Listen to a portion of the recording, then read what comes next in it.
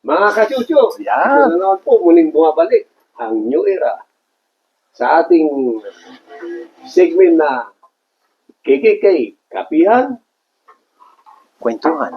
At katatawanan. Kape muna tayo ngayon. Cheers! Cheers! Sabi mo na, Hindi mga mawawala itong kape. Oo, sige, ha? ang kape. Kape. Kaya nga.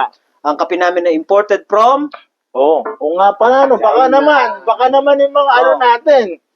3-in-1 na tayo. Baka naman. yung mga sponsor. Mga sponsor dyan. Baka yung mga 3-in-1 na baka ano. meron kayong kape, na Kape. gusto nyong namin, Oo. i-promote. Kasi, tingnan mo, kapihan naman to eh. Kasi kapihan, open po ang aming programa. Ayan po. Anong topic natin ngayon? Yung ano natin, yung mga nangyayari ngayon sa ano para bang updated ata si Tungkol ba saan? Tanggol doon sa mga lindol. Lindol? Ano ba tawag doon? Lindol. Hindi yung mga, sabi mo merong solar eclipse. Bili na kayo.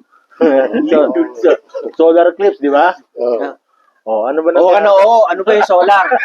Ano ba ibig sabihin ng Ano ba yung solar? Takip silim. Silip. Alam mo yata, solar panel. Hindi, ano ba yung ano? Hindi, kasi itong mga sa April Mga 8, prediction. magkakaroon ng massive solar eclipse, total solar eclipse sa may bandang US, across US. Ngayon, ito mga bulaang propeta na to, mga manguhula kung ano mga sinasabing mga end of the world, False prophet. mga false prophet, without prophet. Di ba, parang nangyari na yun dati, di ba? Ano nangyari na yan noon? Ano bang year yun? 2012 ba? Hindi, yung 2012. Picture ba yun? Oo. Yung sabi nila. Mayan calendar daw? Oo. Ikwan mo ano ba to? Prinidik pa nga, pati yung araw eh. Yun nga. Araw. Oo. Kung anong araw. Kailan makugulang ang mundo. Kaya nga nagpanik ang mga tao eh. Panik. Marami ako nakatang nagbenta ng mga lupay nila. Nagsanla. Nag-asawa ng de oras. Di ba? Yung iba nga ako nabugay sa kailan. Ginawang bangkes. Kaya ikaw, anong paghahanda ginawa mo nun? Ako? 20. Nagtago lang sa sa kumot.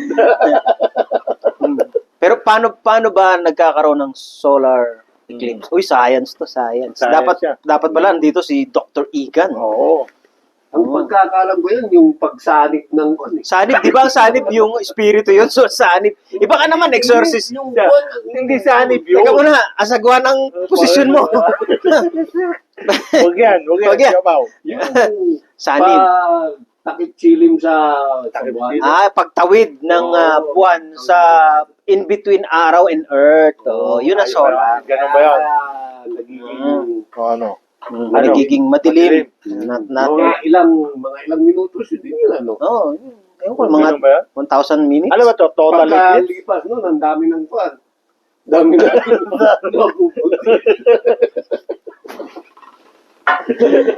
So, sa madalit salita, ang mga kababayan natin, walang dapat ikabahala. Because it's a natural phenomenon. Ayon kay Dr. Egan Barong, pinsan ni Ernie Barong, ito ay natural phenomenon. Wala siyang kinalaman sa kung Pero ano kung mga matatandang sasabihin, marami mga kung ano, mga superstitious. Rapid, Oo. akala mo, Nostradamus. Di naman. Diba? Naman. Oo. Yung pala, lasing.